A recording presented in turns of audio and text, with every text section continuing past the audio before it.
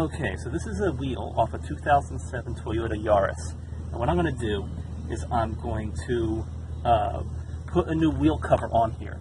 Now if you notice, it looks like there's a different wheel, but this is actually the normal wheel that's on a Yaris.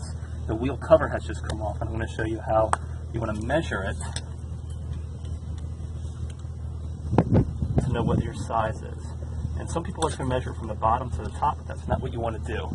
You actually want to measure from the lip beneath it. So there's a little lip where the tire goes under, and you start from that lip to this lip.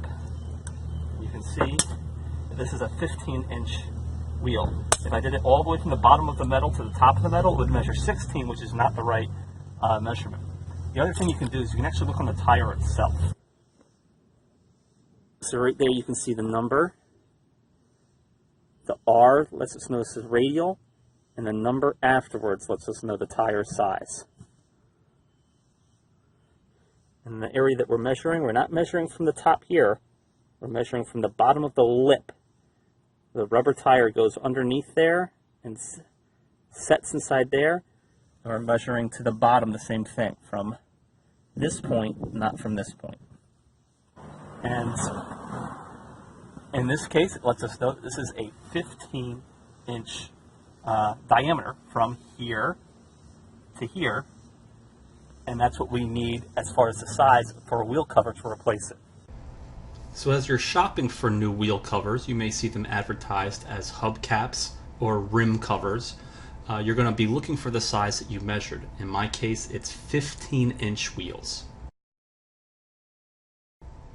Now, depending on where you bought the wheels, you might not be quite ready to put the wheels on yet.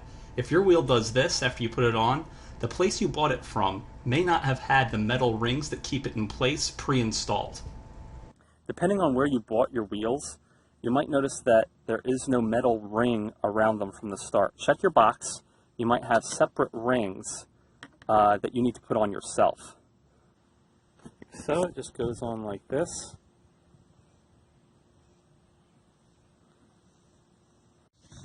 And if you notice your metal ring has a part that has an indentation, you want that to correspond with the nub for the air valve, and this just gets it out of the way from the air valve, which goes right there.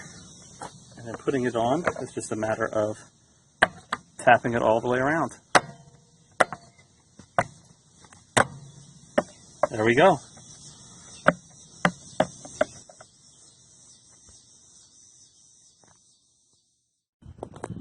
Okay, we're going to do the same thing with this wheel.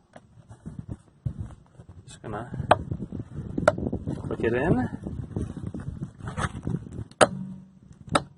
There we go.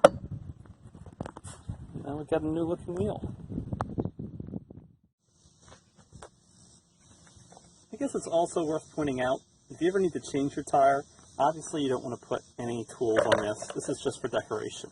You need to change your tire, you take this off, and these are the real bolts, obviously.